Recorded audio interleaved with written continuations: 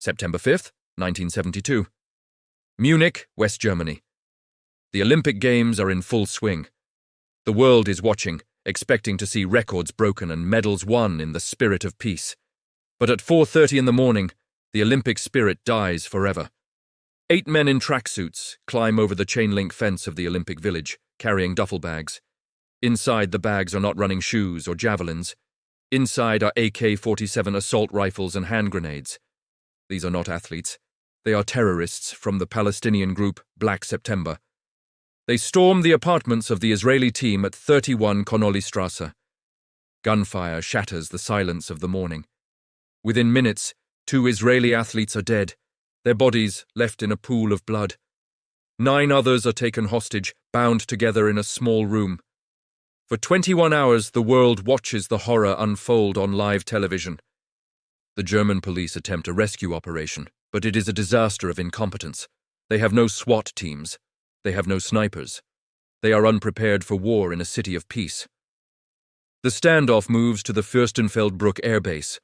Under the glare of floodlights and the roar of helicopter blades, the final firefight erupts. When the smoke clears, all 9 hostages are dead.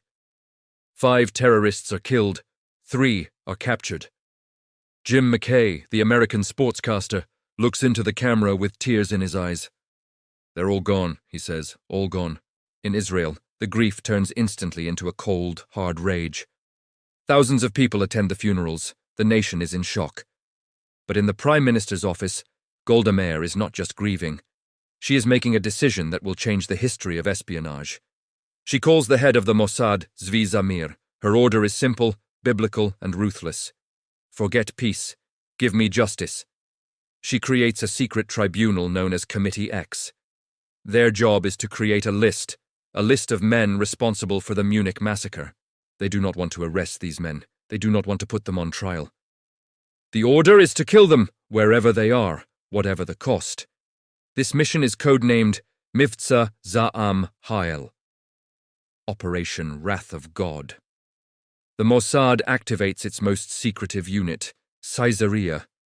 From this unit, they select the assassins, the Kidon, the bayonet. These are not soldiers in uniform. They are shadows. They are men and women who can walk into a European cafe and blend in perfectly.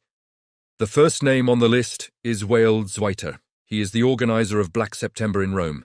On October 16, 1972, Zwaiter returns to his apartment building in Rome. He is carrying a bag of groceries. He thinks he is safe in Italy.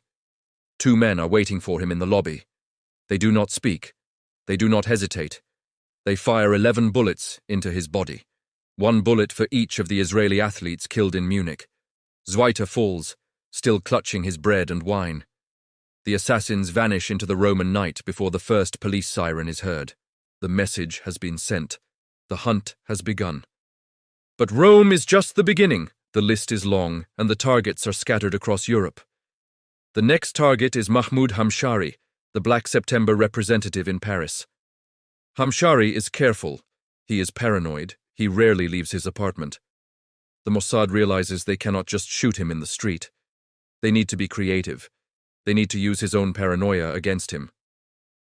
An agent posing as an Italian journalist contacts Hamshari. He asks for an interview. Hamshari agrees to meet at a cafe, leaving his apartment empty for an hour. While he is out, a Mossad team picks the lock of his front door. They do not plant a bomb under his bed. They plant it somewhere much more subtle. They install a tiny, sophisticated explosive device inside the base of his telephone. They wire it to the ringer. Then they leave. On December 8th, the journalist calls Hamshari's apartment. Hamshari picks up the phone. The agent asks, "Is this Mahmoud Hamshari?" "Yes," he replies. That word is the trigger. The agent sends a remote signal. The telephone base explodes next to Hamshari's head. He is not killed instantly. He survives long enough to tell the police what happened. He dies in the hospital a month later. The Mossad has proven they can reach anyone, even inside their own home. The terror in the Palestinian leadership begins to rise. They realize they are being hunted by ghosts. They start looking over their shoulders. In January 1973, the Mossad strikes in Cyprus. Hussein Al-Bashir, the liaison with the KGB, turns off the lights in his hotel room in Nicosia. He climbs into bed. He pulls up the covers. He does not know that the mattress he is sleeping on is packed with 6 high-pressure bombs. The explosion is so powerful, it blows the roof off the hotel room. Bashir is vaporized. The message is getting louder. No place is safe. But the most audacious operation is yet to come. The Mossad discovers that 3 top commanders are living in Beirut, Lebanon. Beirut is enemy territory. It is the stronghold of the PLO. You cannot just send a spy with a pistol. You need an army. But you cannot send an army without starting a war. So, the Mossad teams up with the Sayeret Matkal, the elite special forces of the Israeli military. The mission is codenamed Operation Spring of Youth. April 9th, 1973. Israeli commandos arrive on the beaches of Beirut in inflatable rubber boats. They are met by Mossad agents who have rented American luxury cars. The commandos strip off their wetsuits, but they do not put on uniforms. They put on wigs. They put on dresses. They put on makeup. One of the commanders is Ehud Barak, a future prime minister of Israel. He is dressed as a brunette woman. He hides a submachine gun under his jacket.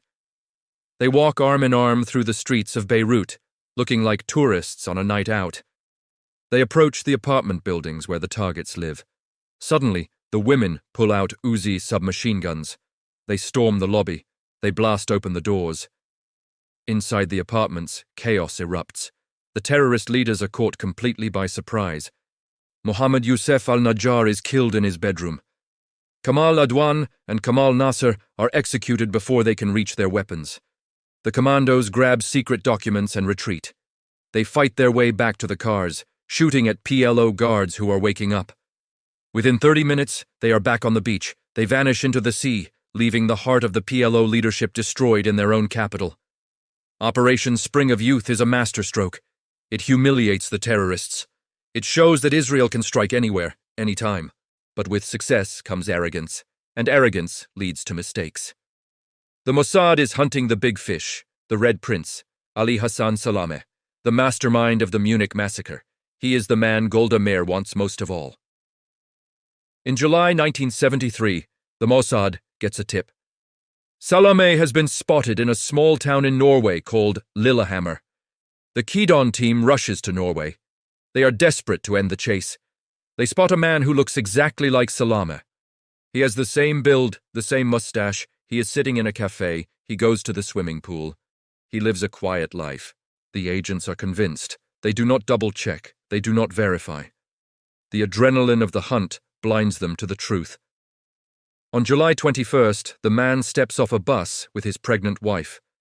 2 Mossad agents jump out of a car and fire 14 bullets into him. He dies instantly on the snowy pavement. The team escapes, thinking they have killed the Red Prince. But the next morning, the news breaks. They didn't kill Ali Hassan Salameh. They killed Ahmed Bouchiki, an innocent Moroccan waiter, a man who had nothing to do with terrorism. It is a catastrophic failure. A disaster of international proportions. The Norwegian police are quick. They catch 6 of the Mossad agents. The agents carry fake passports, but they crack under interrogation. They reveal the secret phone numbers of safe houses. They expose the entire network. Israel is humiliated. The world condemns the murderers of Lillehammer. Golda Meir is forced to suspend Operation Wrath of God. The hunt stops. The team is disbanded. Ali Hassan Salameh, the real Red Prince, is still alive. He mocks the Mossad. He lives openly in Beirut. He marries a former Miss Universe. He lives like a playboy, protected by the CIA and the PLO. He thinks he has won. He thinks the Israelis have given up. But the Mossad has a long memory. They do not forgive. And they do not forget. 5 years pass. A new Prime Minister, Menachem Begin, comes to power. He looks at the old list. He sees the name Salameh still uncrossed. He gives the order, finish it. A new team is assembled. A new plan is hatched. They track Salameh in Beirut. They learn his routine. They know he drives a Chevrolet station wagon. They know the route he takes to the gym. In January 1979, a British woman named Erica Chambers arrives in Beirut. She is eccentric. She paints. She feeds the stray cats. She rents an apartment overlooking the street where Salameh drives. She is a Mossad agent. On January 22nd, she parks a Volkswagen Beetle on the side of the road. The car is packed with 100 pounds of high explosives. At 3:35 p.m., Salameh's convoy turns the corner. Erica Chambers is watching from her balcony, painting a canvas. As the Chevrolet passes the Volkswagen, she presses a button on a remote control. The explosion shakes the entire city of Beirut. The Volkswagen disintegrates. Salameh's car is turned into a twisted wreck of burning metal. His bodyguards are killed instantly. Salameh is critically wounded. He is rushed to the American University Hospital. At 4:03 p.m., the Red Prince dies on the operating table. The Munich massacre is finally avenged. It took 7 years. It took millions of dollars. It took innocent lives. But the list was finished. Operation Wrath of God remains the most controversial campaign in espionage history. Supporters call it a necessary act of justice. They say it deterred future attacks. It proved that Jewish blood is not cheap. Critics call it a vengeful murder spree. They argue that violence only begets more violence, creating a cycle that never ends. They point to Lillehammer. They point to the innocent waiter. They ask, does the state have the moral right to become an executioner? The agents who pulled the triggers lived with the ghosts of their actions. Some vanished into new identities. Some wrote books. Some took their secrets to the grave. Golda Meir never apologized. She believed that the survival of her people depended on the iron fist. The legacy of Munich is not just the tragedy of the athletes. It is the birth of modern counter-terrorism. It is the birth of the targeted killing. Today, every drone strike, every covert raid, traces its DNA back to Committee X.